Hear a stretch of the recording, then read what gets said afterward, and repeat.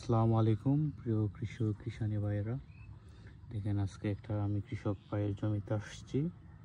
আমার পাশে এক দরিদ্র কৃষক, তার জমিতে চারা রোপণের কিছুদিনের মধ্যেই, প্রায় 15 থেকে 20 দিনের মধ্যেই ব্লাস্ট রোগ আক্রমণ করছে, পাতা ব্লাস্ট।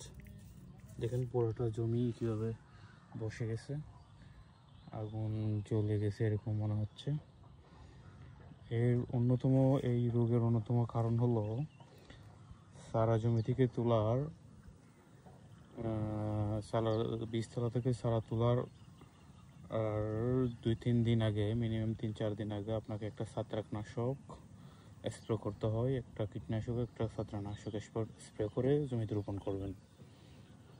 বীজতলা থেকে চারা তোলানোর 1 সপ্তাহ অথবা 3-4 দিন আগে আপনারা এটা স্প্রে করবেন। কার্বনডাজিম গ্রুপের ছত্রাকনাশকের সাথে ক্লোরোফাইরিফস গ্রুপের কীটনাশক মিক্স করে আপনারা স্প্রে করে চারা বীজতলা থেকে তুলে রোপণ করবেন। নাহলে দেখেন অল্প দিনের মধ্যে, চারা রোপণের 15 থেকে 20 দিনের মধ্যে ব্লাস্ট রোগে আক্রমণ, কীভাবে পুরো জমিটা নষ্ট হয়ে গেছে। আর চারা রোপণের পর আপনারা দেখবেন কিছু বীজ, আমার নিচে রোপণের পর কিছু বীজ বেঁচে যায়। তো বেঁচে গেলে এভাবে এক পাশে এরকম একটা মোটা, পরবর্তীতে রোপণ করার জন্য এভাবে মোটা রেখে দেয়। কখনো ভুলো এভাবে আপনারা এই যে এরকম মাঝখানে অনেকগুলো জ্বালার মোটা রাখবেন না। ওই মোটার থেকেই মেইনলি আপনার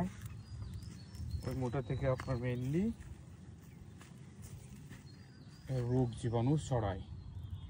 এটা ওই যে দেখেন কৃষক ভাই দিকে এই যে কয়েকটা গুছা জ্বালা রেখে দিছে। এই যে এইরকম জ্বালার গুছা আপনারা জমিতে রাখবেন না। বীজতলাতে যদি চারা রোপণের পরও বীজ থেকে যায় তাহলে উপড়ে ফেলবেন, তারপরেও আপনারা চারা রোপণ করবেন। কখনো একসাথে অনেকগুলা চারা একসাথে গজায় রাখবেন না, তাহলে আপনার জমিতে বিভিন্ন রকমের ছত্রাক এবং বিভিন্ন রকমের কীটপতঙ্গ বাসা বাঁধবে। ধন্যবাদ। দেখুন পাশের জমি এটা ভালো আছে, এটা কীভাবে নষ্ট হয়ে গেছে দেখুন। ওই পাশেরগুলো আমার জমি আমার জমির বয়স প্রায় 40 থেকে 45 দিন বয়স। সবার আগে রোপণ করছে এই বছর। এটা আমার, এই পাশের জমিটা আমার, এটার পরের জমিটা আমার। দেখেন আমার কৃষক ভাই বীজতলা বীজগুলো পরিষ্কার করে চারা রোপণ করে দিবে।